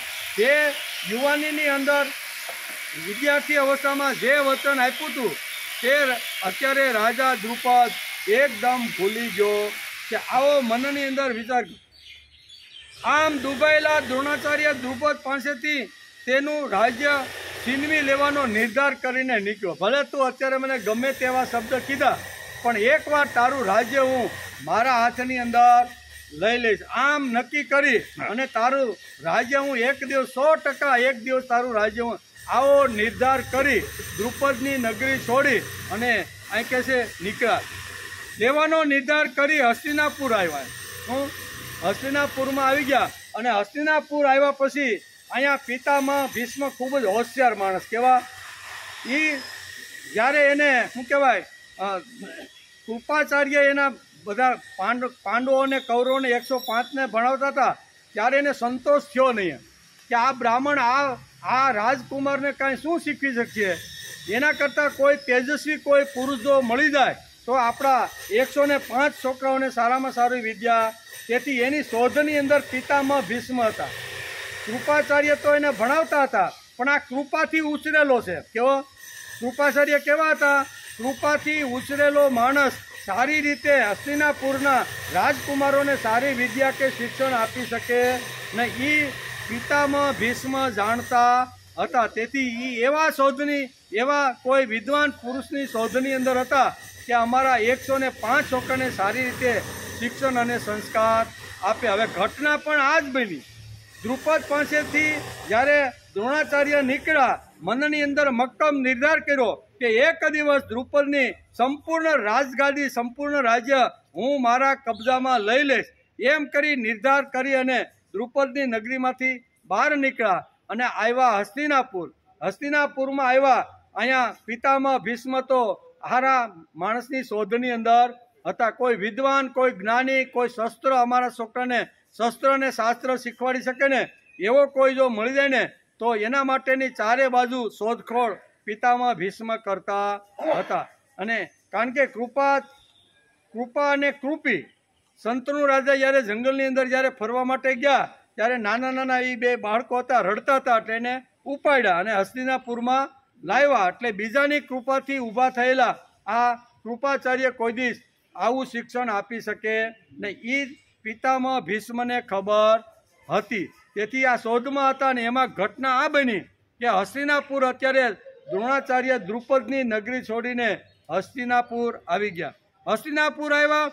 ભીષ્મ દ્રોણની શક્તિથી જાણતા હતા કે બરોબર આ શક્તિ મારા છોકરાઓને સારામાં સારું શસ્ત્ર અને શાસ્ત્ર બંને પ્રકારની વિદ્યા શીખવે. એ ભીષ્મ દ્રોણાચાર્યની શક્તિને સારી રીતે જાણતા હતા અને એ મોકો એણે ઝડપી લીધો કે અત્યારે દ્રોણાચાર્ય ઘવાયેલો છે, થાકેલો છે, દ્રુપદ પાસેથી ઘણા કટુ વચન સાંભળીને આવેલો છે ને આ બરોબર ગરમ શું છે ગરમ છે એના ઉપર જો હથોડો મારીને તો બરોબરનો ઘાટ એનો ઘડાઈ જાય. એટલે એણે હસ્તિનાપુરની અંદર દ્રોણાચાર્યને આમંત્રણ આપ્યું કે તમે આવો એમ. અને દ્રોણાચાર્ય હસ્તિનાપુરમાં આવે છે અને ભીષ્મ પિતામહની સાથે બેઠક કરે છે. અને બેઠકને અંતે કહે છે કે તમારે અમારા 105 છોકરાને સારામાં સારું રાજકુમારોને શોભે ને એવું શિક્ષણ અને સંસ્કાર તમારે આપવાના. દ્રોણાચાર્ય કે કાંઈ વાંધો નહીં. અને આવી રીતના મહાન તેજસ્વી દિવ્ય અને ભવ્ય જે સ્વતંત્ર પોતાનો જે તપોન ચલાવતા હતા એ છોડી અને હસ્તિનાપુરના શિક્ષક બની ગયા. એટલે સ્વતંત્રતા મટી ગઈ એવી. અને સ્વતંત્રતા જેની મટી જાય ને એ ગમે તેવા નિર્ણયો લે તો એનો નિર્ણય માન્ય કરવામાં આવતો. એ આગળ બધું છે જ એમ. ભીષ્મ કહે છે કે આ તક બહુ સારી છે એમ વિચારીને કૌરવ પાંડવોને શિક્ષણ આપવા તથા તે માટે ગુરુ બનાવવાનું દ્રોણાચાર્યને ભીષ્મે આમંત્રણ આપી દીધું. દ્રોણાચાર્યે રાજસત્તાનો આશ્રય સ્વીકાર્યો. આમ દ્રોણ આશ્રિત થયા. તેમની બુદ્ધિની સ્વતંત્ર ચાલી ગઈ. નિશ્ચયાત્મક બુદ્ધિ ન રહેતા એની સ્વાર્થી બુદ્ધિ થઈ ગઈ. શ્રીમદ ભગવદ્ ગીતા 66મા શ્લોકમાં કહે છે કે જેની નિશ્ચયાત્મક જેની બુદ્ધિ નથી ને એ ગમે ત્યારે પોતે ખાડામાં પડે છે અને બીજા લોકોને પણ ખાડામાં પાડવાનો પ્રયત્ન કરે છે. તે દિવસથી ગુરુકુળ સંસ્થા ચલાવનારા આચાર્ય મટી માત્ર પુષ્કળ પૈસા કમાનાર અને બંગલામાં રહેનાર દ્રોણાચાર્ય શિક્ષક બની ગયા. કેવા? કારણ કે પિતામાં ભીષ્મે સ્વતંત્ર મોટો બંગલો, નોકર ચાકર, પછી 4 ઘોડાવાળી અને ગાડી એ કાળમાં જે કાંઈ વ્યવસ્થા છે તો એ બધું એને આપી દીધું. ઠાઠ માઠથી દ્રોણાચાર્ય રહેવા લાગ્યા. અને પોતાનો અસ્વસ્થતામાં કેસરનું દૂધ પીવા મળ્યું. મોહ હતો ને કે મારા દીકરા આવી રીતના લોટમાં પાણી નાખીને મારો દીકરો દૂધ પીવે છે અને રાજા મહારાજાના છોકરા હું જેને ભણાવું છું એ બધા કટોરા ભરી ભરી અને દૂધ પીવે. આ જે વિચાર હતો ને એ વિચારે એને હલબલાવી અને સ્વતંત્રતા મટીને પરતંત્ર બની ગયા. હાથમાં જે સ્વતંત્રતા હતી ને એ છીનવાઈ ગઈ. એ દિવસથી ગુરુકુળ સંસ્થા ચલાવનારા આચાર્ય મટી માત્ર પુષ્કળ પૈસા કમાનાર અને બંગલામાં રહેનાર શિક્ષક બન્યા. એક મહાન તેજસ્વી અને અદ્ભુત સામર્થ્યવાન બ્રાહ્મણ સ્વતંત્રતા મટી અને નોકર બની અને રાજમહેલમાં રહેવા. આટલો જબરજસ્ત જેની પાસે તાકાત હતી, શક્તિ હતી, બધું જ હતું એવા શક્તિશાળી દ્રોણ આટલો મોટો સ્વતંત્રતાનો મોહ છોડી અને અહીંયા બંગલામાં એટલે હસ્તિનાપુરના બંગલાની અંદર રહેવા લાગ્યા. સરસ મજાની બહુ અહીંયા પિતામાં ભીષ્મ શ્લોક નંબર 66 એનો અભ્યાસ કરી છે. એમાં બુદ્ધિ જો સ્થિર ન હોય અથવા મન અને ઇન્દ્રિયો જો કંટ્રોલમાં ન હોય તો ઘણીવાર સારા સજ્જન મહાપુરુષો પણ સાચો નિર્ણય લઈ શકતા નથી. એનું વણ કે આવી રીતનું જો ઇન્દ્રિયો અને મન જો કંટ્રોલમાં ન હોય તો ગમે તેવો મહાપુરુષ હોય ને, ગમે તેવો વિદ્વાન જ્ઞાની ઋષિ હોય ને તો ઘણીવાર એ પણ સારા નિર્ણયો લઈ શકતા નથી. એ પણ ઘણીવાર નિર્ણય લેવામાં થોડાક આવી રીતના થઈ જાય છે. બરાબર? એનું વર્ણન મહાભારતે કર્યું છે અને એનો વિચાર કરી છે. અને આ શ્લોકની અંદર પણ આ જ વાત ભગવાન અર્જુનને સમજાવે છે. શું કહે છે? નાસ્તિ બુદ્ધિરયુક્તસ્ય ન ચાયુક્તસ્ય ભાવના ન ચાભાવય શાંતે અશાંત કુત સુખમ. જે અશાંત હોય છે ને એને સુખ મળતું નથી. સુખ મેળવવા માટે ગમે તેટલા ફાંફા મારે પણ જેનું મન, જેનું અંતઃકરણ જે શુદ્ધ નથી અથવા શાંત નથી ને એને ક્યારેય સુખ મળતું નથી. બહારથી કે બહુ સારું, કેમ બાપા વાડીએ ઉપડ્યા તો કે હા કેમ છે, અરે લીલા લેર છે, પણ હવે ઘરેથી ઘરવાળા બહારથી જ નીકળ્યો હોય. બરાબર? નાની નાની વાતમાં ઝઘડા થતા હોય અને શું કહે છે તો કે બહારથી ઘણીવાર ઘણું બધું સારું હોય છે પણ અંતઃકરણની અંદર ખળભળાટ મચતો હોય છે. તો અંદરથી ખળભળાટ જો મચાવવો ન હોય ને તો શ્રીમદ ભગવદ્ ગીતા આપણે આ બીજા અધ્યાયના સાંખ્ય યોગના 66મા શ્લોકમાં બહુ સારી રીતે સમજાવવાનો પ્રયત્ન કરે છે. એમાં 5 વાતો આપને સમજાવી. અયુક્તિથી શરૂઆત કરી કે જે ભગવાન સાથે જોડાઈ ગયેલો નથી ને એને કોઈ દિવસ ગમે તેટલા પ્રયત્ન કરે પણ પ્રભુની સાથે જે જોડાયેલો નથી ને એને ક્યારેય શાંતિ મળતી નથી. જે અબુદ્ધિ એટલે જેણે બુદ્ધિ ઘસીને પરમાત્માના સાથે જોડવાનો જેણે પ્રયત્ન કર્યો નથી ને એને પણ ક્યારેય શાંતિ મળવાની નથી. આ 5 વાતો ભગવાને સમજાવી અને એના અનુસંધાને અત્યારે અહીંયા ભગવાન કહે છે કે હે અર્જુન, જે પુરુષે મન અને ઇન્દ્રિયો જીતા નથી, શું કહે છે? જે પુરુષે મન અને ઇન્દ્રિયોને જીતા નથી તેનામાં નિશ્ચયાત્મક બુદ્ધિ નથી હોતી, તેમજ એટલે કે નિશ્ચયાત્મિક બુદ્ધિ ન હોવાથી તે અયુક્ત માણસમાં નિષ્કામ ભાવ અથવા કર્તવ્ય પરાયણતાનો ભાવ નથી હોતો. નિષ્કામ ભાવ ન હોવાથી તેને શાંતિ મળતી નથી. પછી શાંતિ જેમને મળી નથી એ શાંતિ વિનાના માણસને સુખ ક્યાંથી મળે? આ 5 પગથીઓ ભગવાને આ શ્લોકની અંદર સમજાવવાનો પ્રયત્ન કર્યો છે. જો એ 5 પગથીઓ બરોબર જો આપણે આ તત્વો સમજાઈ જાય તો માણસને ગમે તેવી વિકટ પરિસ્થિતિ આવે, બરોબર ને, તો પણ માણસને સુખ ને સુખ જ મળે છે. એટલે આ વાતો અહીં સમજાવવાનો પ્રયત્ન કર્યો. અને એમાં અહીંયા જો બુદ્ધિ ઘણીવાર સજ્જન લોકોની, સારા લોકોની, મહાપુરુષોની, આવા આચાર્ય જેવા જે દ્રોણાચાર્ય છે એની પણ ઘણીવાર નિર્ણય લેવામાં ઘણીવાર થાપ ખાઈ જતા હોય છે. એમણે એવો વિચાર કર્યો હોત કે કાંઈ વાંધો નહીં, માત્ર સ્પર્શ, ગીતામાં ભગવાને કીધું ને કે માત્ર સ્પર્શાસ્તુ કૌંતેય શીતોષ્ણ સુખ દુઃખદા આગમાં પાયિનામ નિત્યમ તીક્ષ ભારત. ભારત એટલે અર્જુન, કે હે ભારત, શીત અને ઉષ્ણ, કેવું છે? શીત અને ઉષ્ણ, ઠંડી અને ગરમી, સુખ અને દુઃખ એ તો માત્ર સ્પર્શ કરીને જવાવાળા, એ કાંઈ કાયમના નથી. આ કીધું ને કે એ કાયમના નથી. 1-2 વર્ષ કે 5-10 દિવસ આ રહે અને પછી મહેમાન જેમ 2-5 દી રહે, 1 દિવસ રહે અને મહેમાન જેમ જતા રહે ને એમ શીત, ઉષ્ણ, સુખ અને દુઃખ, આ 4 વાતો આ શ્લોકની અંદર સમજાવી. આગમાં પાયિનામ નિત્ય, આવો શબ્દ ભગવાન અર્જુને કહે છે. આગમાં એટલે આવે છે અને અનિત્ય એટલે કાયમના રહેતા નથી. માટે હે અર્જુન, તું સહન કર. હું કહે છે? તારે સહન કર્યા વગર છૂટકો નથી. આપણે સહન કરવાની જગ્યાએ બીજા ધંધા શરૂ કરી દઈએ કે મને સુખ ક્યાંથી મળે છે. દ્રોણાચાર્યનું પણ આવું જ થયું.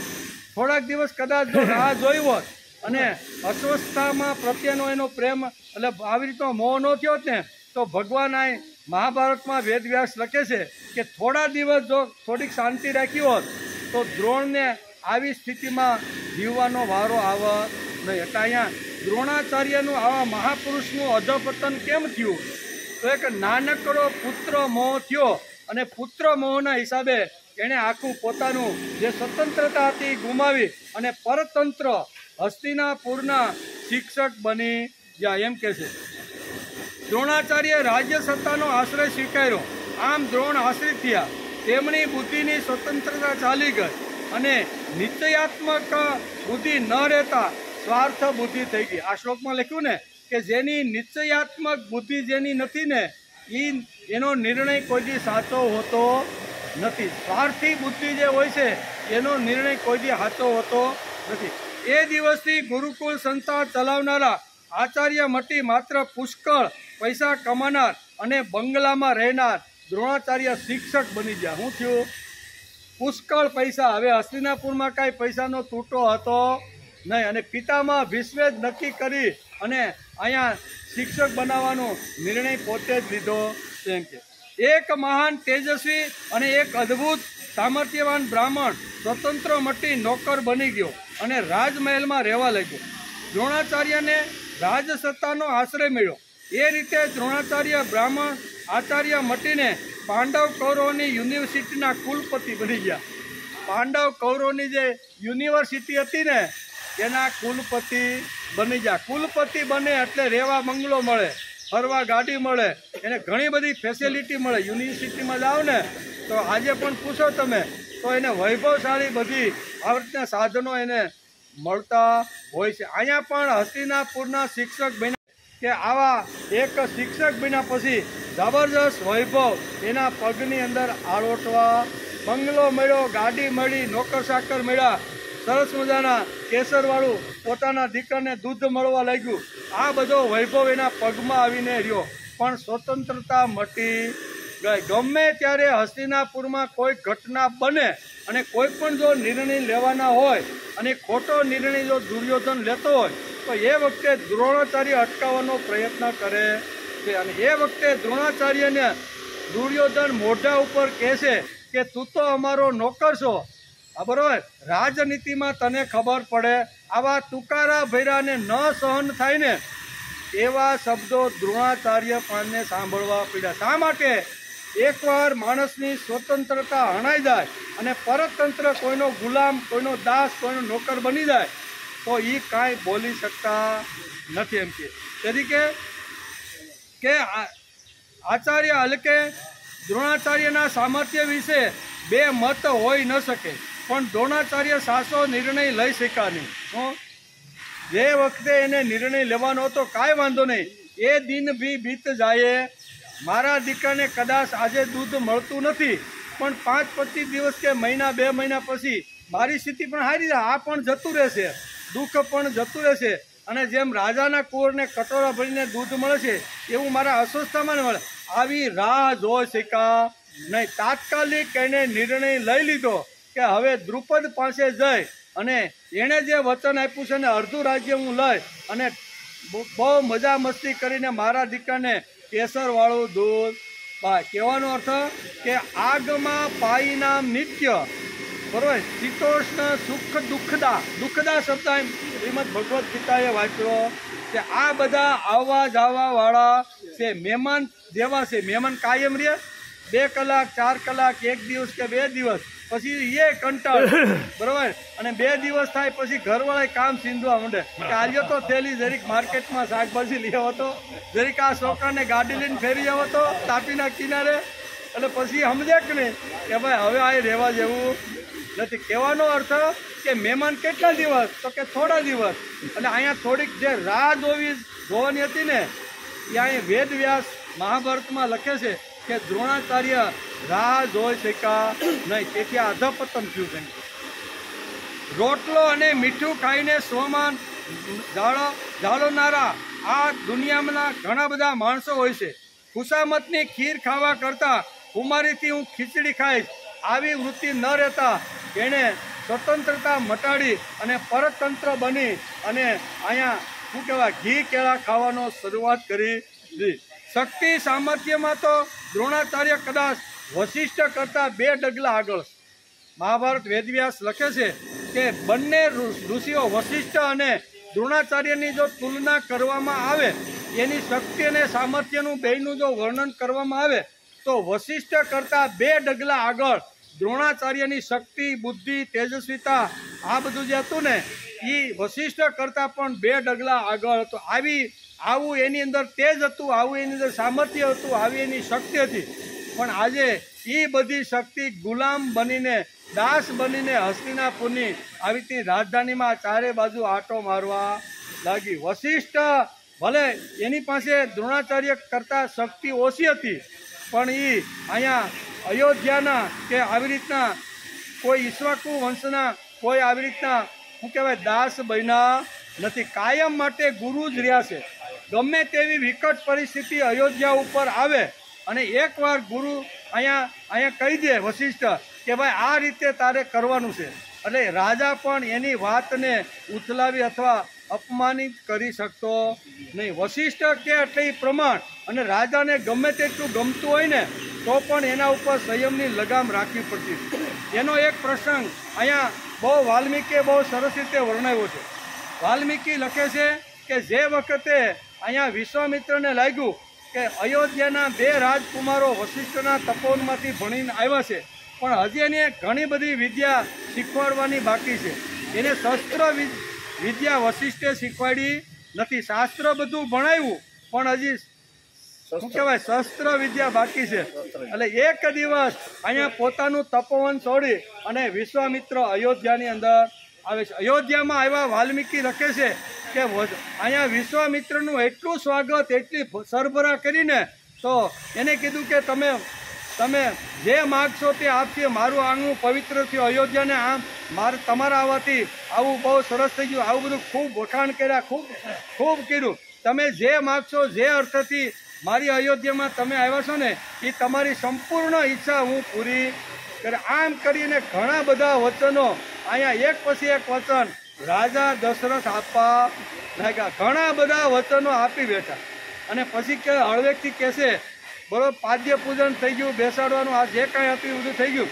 અને હળવેકથી દશરથના બે હાથ જોડીને કહેશે કે હે ઋષિ, તમારું અમારા રાજ્યમાં આવવાનું કારણ શું છે? ત્યારે હળવેકથી કહેશે કે રામ અને લક્ષ્મણને મારી જોડે મારા યજ્ઞના રક્ષણ કરવા માટે તમે. અને શું થઈ ગયું?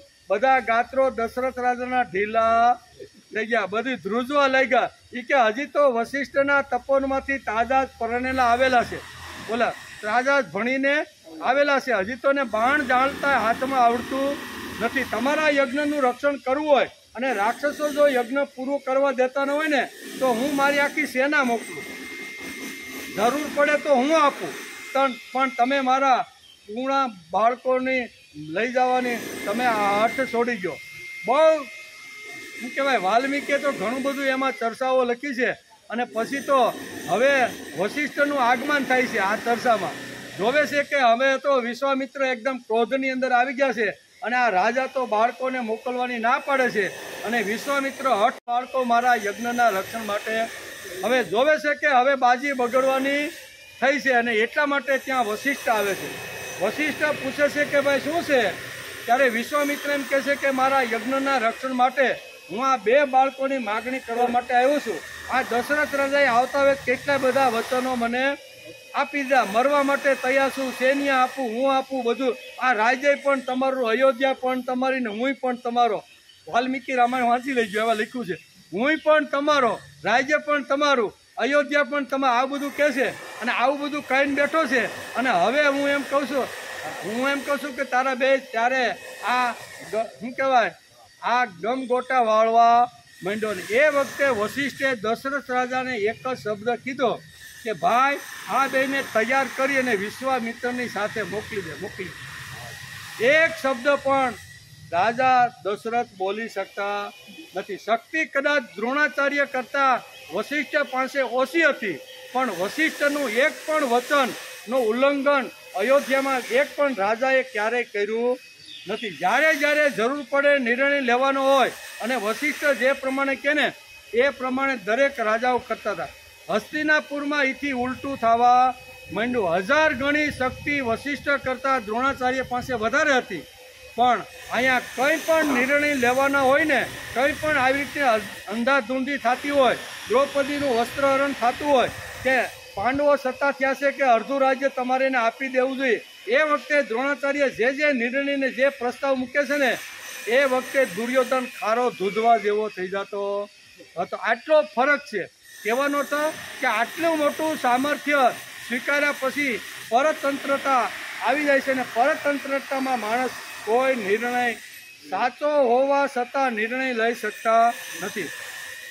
તેથી વશિષ્ઠ અયોધ્યા નગરીના રાજસત્તાના ગુરુ રહ્યા, જ્યારે દ્રોણાચાર્ય હસ્તિનાપુરની રાજસત્તાના આશ્રિત રહ્યા. બંનેમાં આટલો ફરક છે.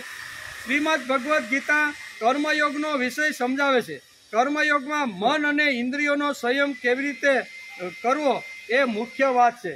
ઇન્દ્રિય અને મનનો સંયમ કેવી રીતનો કરવો એ આ શ્લોકની અંદર મહત્વની વાત અહીંયા ભગવાન કૃષ્ણ અર્જુનને અહીંયા સાંખ્ય યોગમાં સમજાવે છે.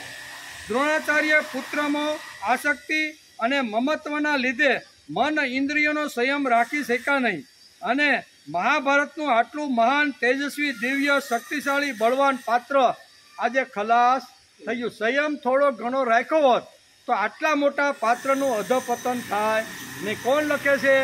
મહાભારતની અંદર વેદવ્યાસ લખે છે કે આટલું જબરજસ્ત ચરિત્ર, દિવ્ય ચરિત્ર, પ્રભાવશાળી અને આક્રમકકારી જેની પાસે શક્તિ છે ને, આટલું મહાન ચરિત્ર આજે કાળના પેટમાં દટાઈ ગયું. એટલું જ નહીં પણ એ કોઈ સાચો નિર્ણય લઈ શક્યો નહીં. એનું કારણ પુત્ર મોહ. પુત્રનો મોહ થાય અને એકવાર લાગે એટલે ગમે તે રીતે મને આ થવું. તેથી મહાભારતની અંદર અહીંયા સુંદર વર્ણન કરવામાં આવ્યું છે. સંયમ એ બહુ મહત્વની વાત છે. સંયમ વગર બુદ્ધિ તૈયાર ન થાય.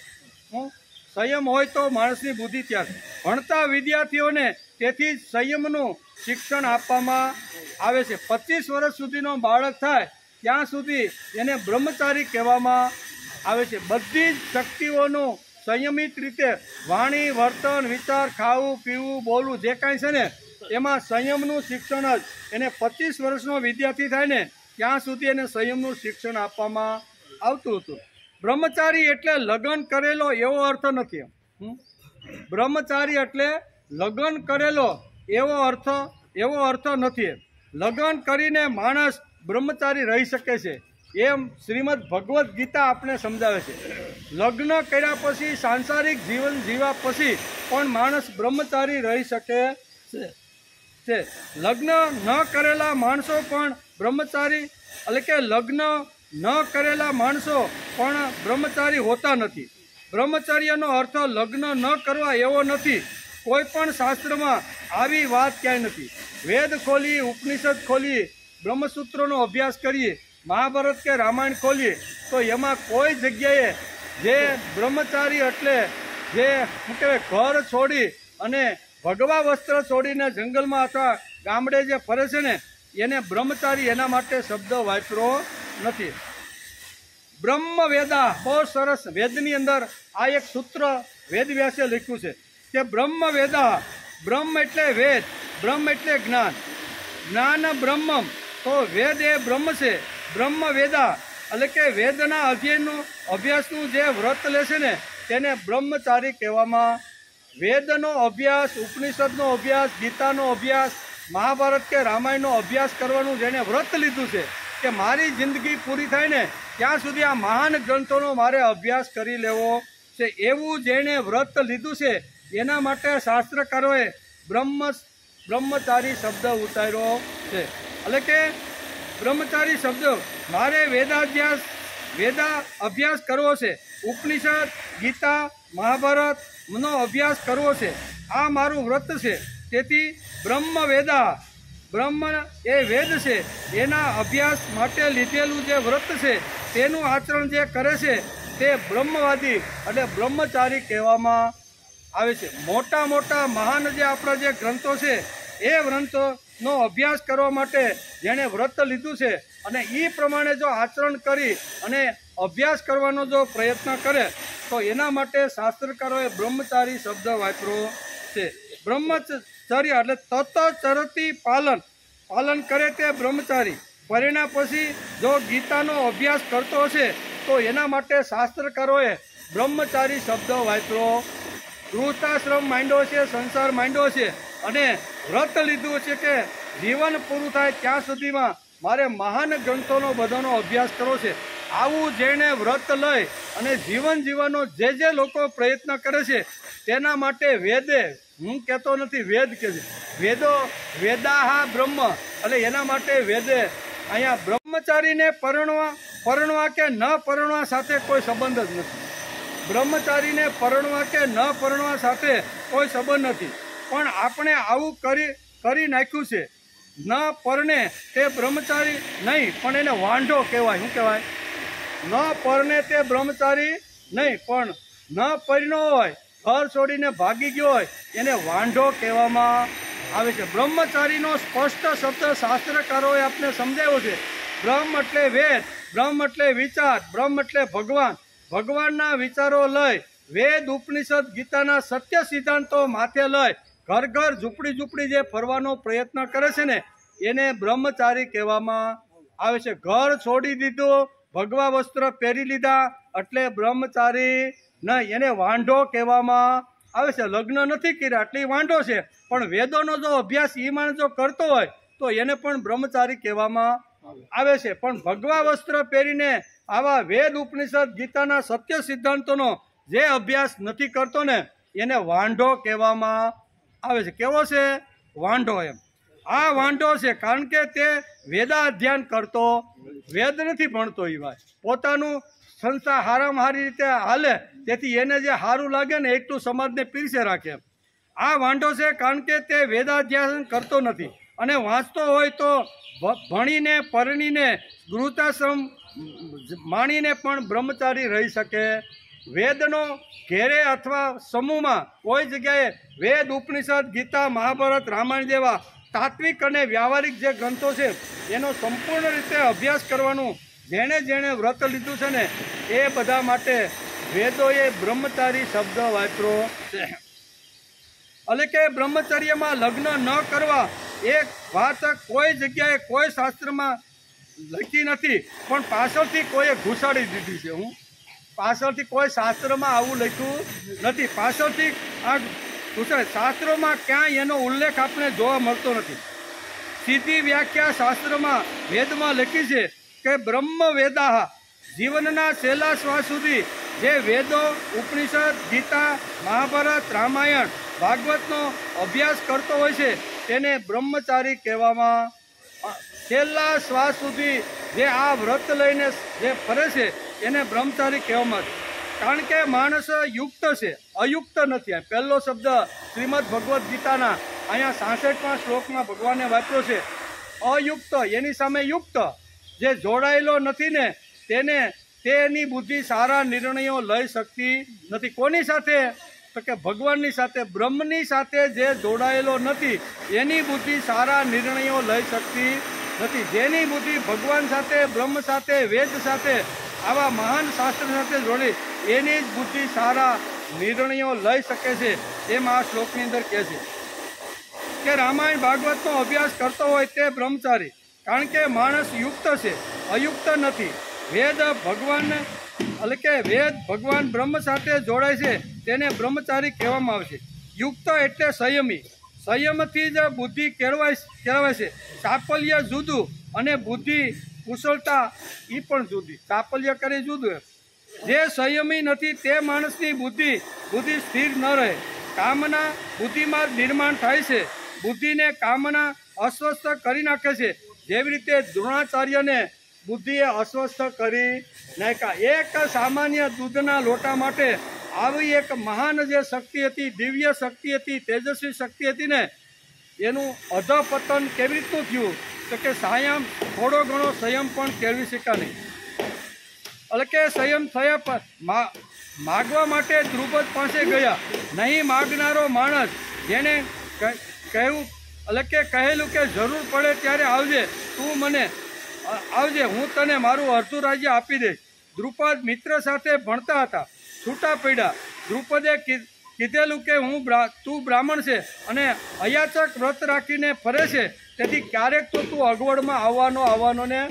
બંને જ્યારે રાજકુમાર અને બ્રાહ્મણ અહીંયા બંને છૂટા પડે છે ત્યારે અહીંયા રાજકુમાર તરીકે કહેશે કે ભાઈ તું બ્રાહ્મણ છો, અયાચક વ્રત રાખે છે એટલે ઘણીવાર તારે અગવડતા પડશે, પણ તને જ્યારે અગવડ પડે ને ત્યારે મારી પાસે આવજે. કારણ કે હું રાજકુમાર છું અને રાજકુમારના નાતે બાપા મને રાજ આપવાના છે. તેથી આવે કરાર પણ એને છૂટા પડતી વખતે કરેલા. બંનેના માપ નીકળી જાય, બેયના માપ. પહેલાં એ અયાચક વ્રત લીધું હતું દ્રોણાચાર્ય, એ પણ તૂટ્યું અને ઓલાએ કીધું તું આપવાની વાત. બંને પરીક્ષા શેમાં થાય? આવી વિકટ પરિસ્થિતિ આવે ત્યારે બે મિત્રોની પરીક્ષા.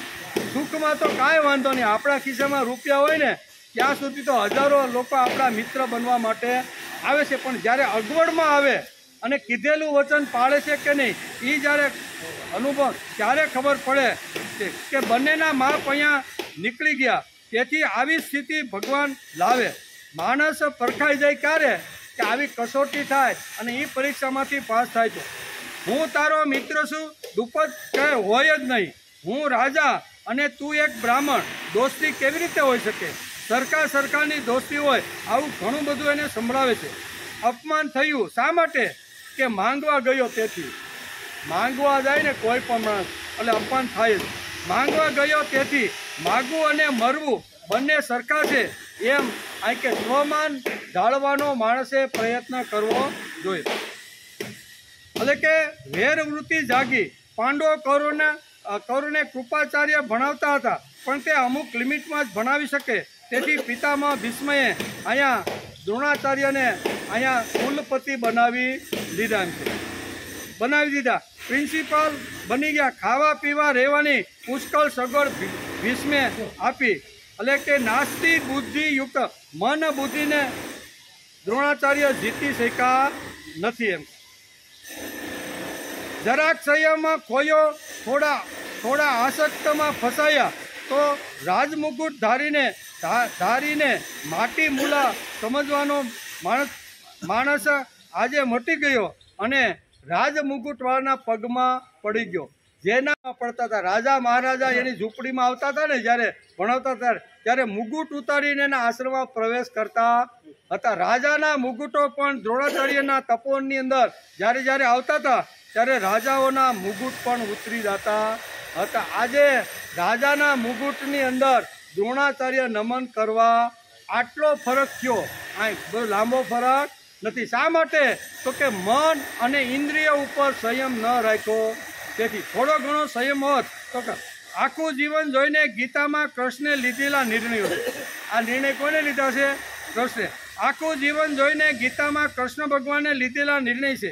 એકવાર કામનાના ગુલામ થયા, આસક્તિના ગુલામ થયા, મોહના ગુલામ થયા તો માણસ કેટલો નીચે આવે છે તે મહાભારતના દ્રોણાચાર્યના પાત્રથી વેદવ્યાસ આપને સમજાવવા માગે. આટલી મોટી શક્તિ દુનિયાને ધ્રુજાવે એવી એની તાકાત, એવી એની તેજસ્વીતા, એવી એની જ્ઞાનની પરાકાષ્ઠા, પણ છતાંય માટીમોલ થઈ ગયા. એનું કારણ શું છે? એ કારણ એનો મોહ જાગ્યો. પુત્ર મોહના હિસાબે એણે પોતાનું બધું જ આવી રીતનું ગુમાવ્યું. નાસ્તિ બુદ્ધિ યુક્તસ્ય, આ શ્લોકની અંદર ભગવાને કીધું છે સંયમી જીવન હોવું જોઈએ. શક્તિ વેડફાઈ જાય તો અભ્યાસમાં કેમ કામ લાગે? તેથી વ્રતનિષ્ઠ માણસ હોવો જોઈએ. એકવાર અયુક્ત થયા એટલે ખલાસ, હવે બધું જ મળી ગયું. દ્રોણાચાર્યના દીકરાને દૂધની અગવડ રહી જ નહીં. બધા મને પિસ્તાવાળું કેસરનું દૂધ હવે એને મળવા લાગ્યું. પણ દ્રોણાચાર્ય જેવા મહાન તેજસ્વી માણસ, અમૃત એનું ખોવાઈ ગયું. આટલું અમૃત, આટલું તેજ હતું, ખોઈ ગયું. ભારતીય સંસ્કૃતિમાં એક મોટું ચરિત્ર ખલાસ થઈ ગયું. એમાં બંને પક્ષનો દોષ છે. કેવો? રાજા મહારાજાનો પણ દોષ છે અને દ્રોણાચાર્યનો પણ દોષ છે. બંનેના દોષ શા માટે છે એ મહાભારતમાં વેદવ્યાસે બહુ સરસ રીતે સમજાવવાનો પ્રયત્ન કર્યો છે. પણ આપણો ટાઈમ પૂરો થઈ ગયો છે. ટાઈમ પૂરો થાય એટલે આપણે આ બધું નમસ્કાર કરવો જોઈએ. પણ આવતીકાલે આપણે આવશું ત્યારે આ અધપતનના જવાબદાર કોણ ભાઈ? તો કે અહીંયા બંને, એક તો રાજા થઈને જે બેઠા છે તે પ્રજા, અને એક દ્રોણાચાર્ય. બંને આ અધપતનના બંને અહીંયા બંને શું કહેવાય, બે જવાબદાર છે. તો એનો વિચાર આપણે આવતીકાલે, એમાં પણ 67મા શ્લોકમાં ભગવાને આ મન અને ઇન્દ્રિય ઉપર જો સંયમ ન હોય તો માણસનું કેવી રીતનું ફરીથી અધપતન થાય છે ને, આવી ઘણી બધી વાતો ગીતામાં ભગવાને અર્જુનને સમજાવી છે. પણ એનો વિચાર આવતીકાલે, ટાઈમ આપણો થઈ ગયો, આવતીકાલે આવશું ત્યારે